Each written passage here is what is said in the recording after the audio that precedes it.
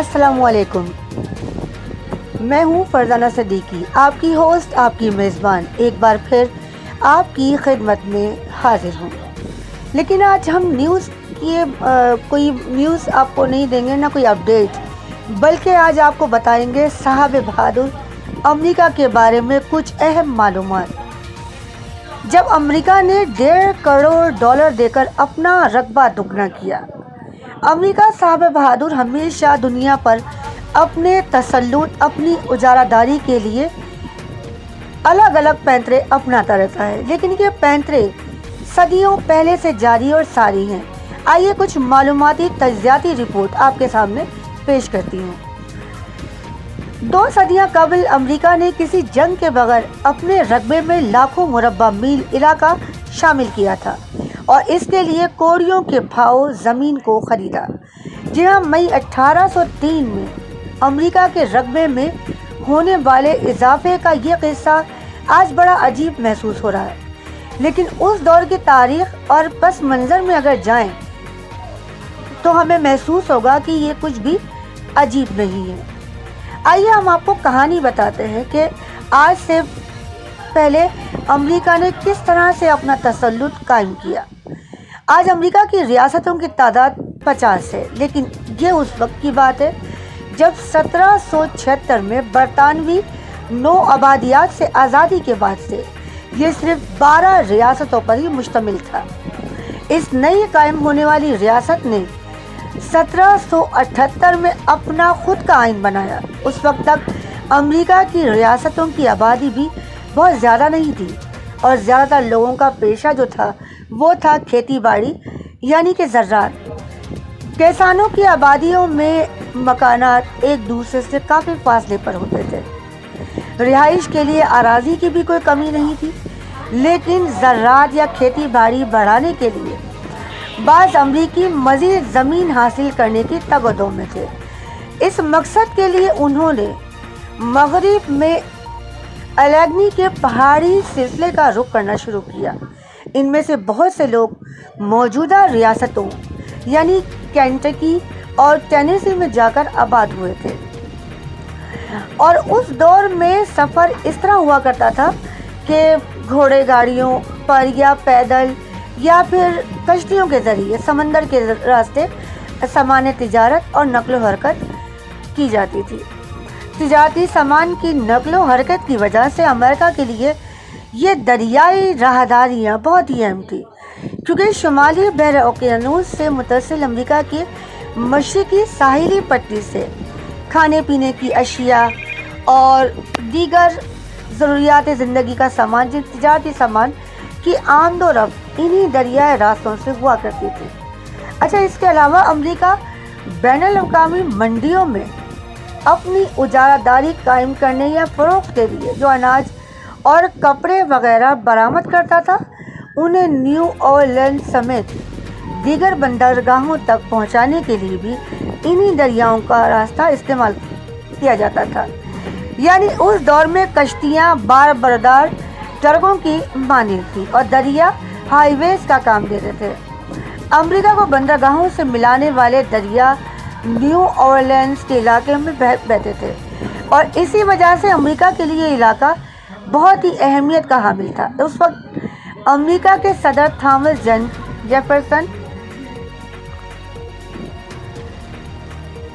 Jefferson کو بھی اس کی اہمیت کا بخوبی اندازہ تھا، کیونکہ عالمی منڈیوں میں امریکہ کی فروخت ہونے والی اشیاء کا 1/3 انہی دریاؤں سے گزر کر نیو اورلینز کی بندرگاہ تک پہنچتا تھا۔ اس کے علاوہ صدر جیفرسن اس خطے میں بہنے والے دریاؤں کی وجہ سے یہاں کے زرخیز زمین میں مستقبل کے کئی امکانات دیکھ رہے تھے۔ ان کی دور اندیشی تھی۔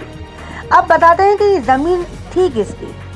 نیو اورلینز کی بندرگاہ اس دور کے ایک وسیع علاقے میں شامل تھی جسے لوئزیانا کہا جاتا تھا۔ 17ویں اور 18ویں صدی میں فرانس، برطانیہ اور اسپین جیسی یورپی نو آبادیاتی قوتیں دنیا بھر میں اپنے کاروبار، مقاصد اور سلطنتوں کو وسعت دینے کے لیے نئی سرزمینوں کی تلاش میں تھیں۔ یہ قوتیں اب شمالی امریکہ کا رخ کر چکی تھی اور رفتہ رفتہ اس خطے میں اپنے قدموں کو جما رہی تھی۔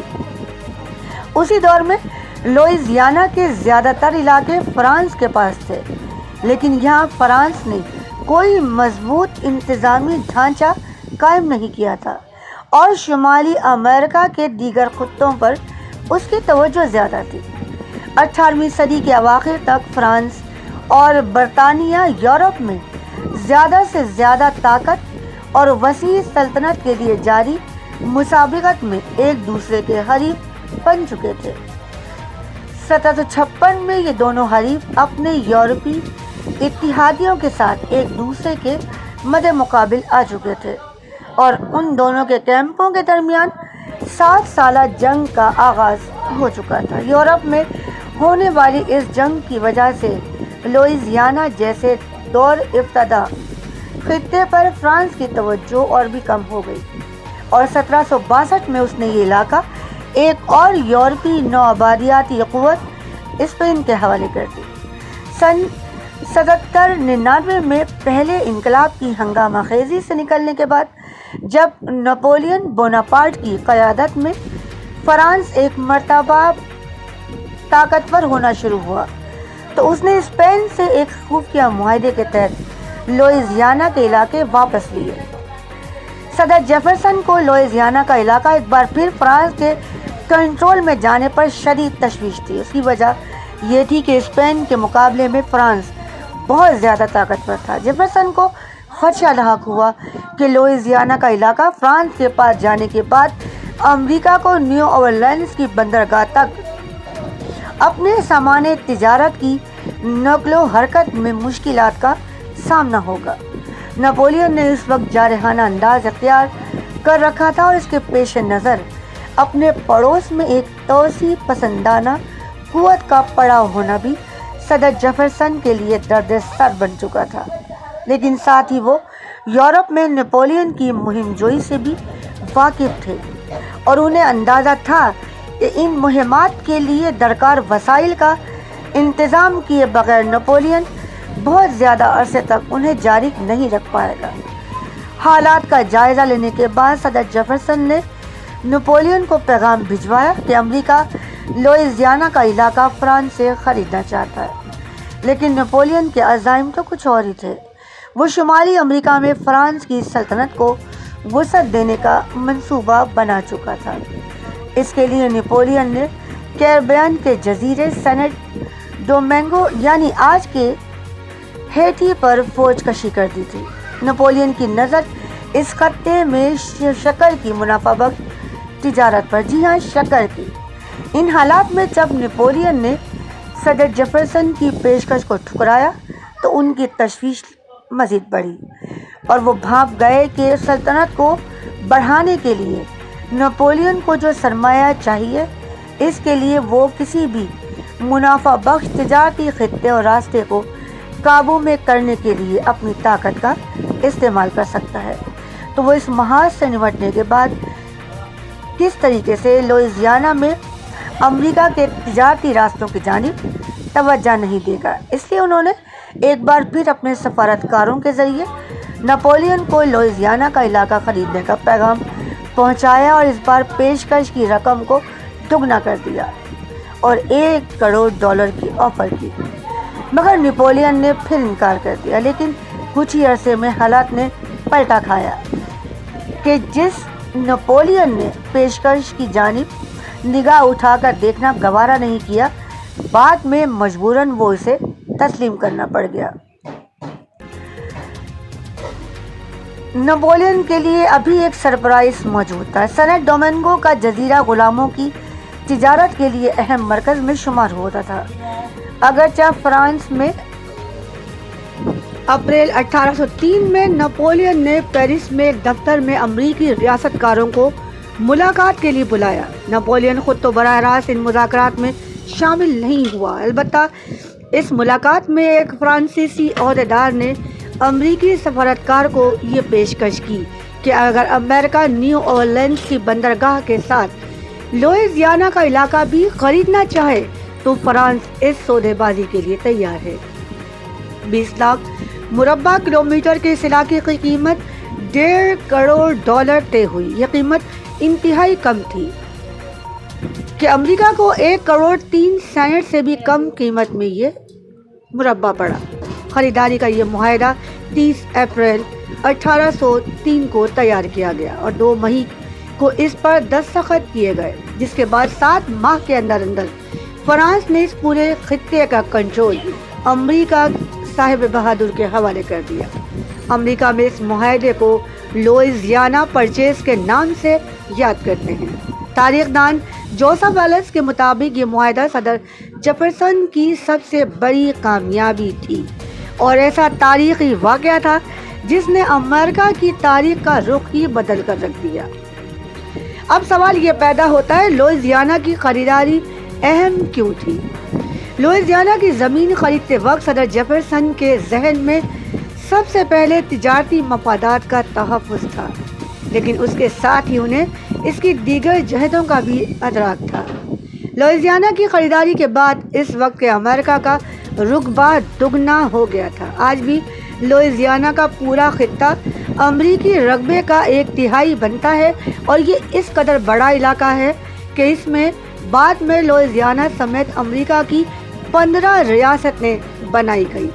اس کے علاوہ لوئزیانا کی زمین کے ساتھ مسیسپی کا دریا بھی امریکہ کی ملکیت میں آیا۔ یہ شمالی امریکہ کا سب سے بڑا دریا ہے، جسے ملکہ وسیع علاقہ بہت زرخیز ہے اور اس کی امریکہ میں شامل ہونے سے زرعی پیداوار میں اضافے کے ساتھ ساتھ پانی کا مسئلہ بھی حل ہوا، جو کہ صدر جیفرسن کے پیش نظر تھا۔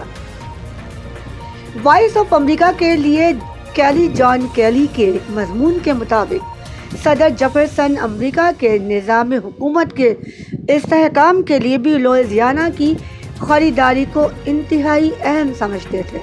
انہیں امید تھی کہ امریکہ ایک زرعی ملک بنے گا اور اس میں زیادہ تر آبادی بھی کسانوں کی ہوگی اور وہی اس پر حکومت بھی کریں گے۔ اس لیے ایک بڑے زرعی خطے کو ملک میں شامل ہونے کے نتیجے میں وسائل بڑھنے کے ساتھ کاروبار حکومت چلانے والے اہم ترین طبقے کی ترقی ان کے نزدیک نئی مملکت کے لیے ایک شاندار موقع تھا۔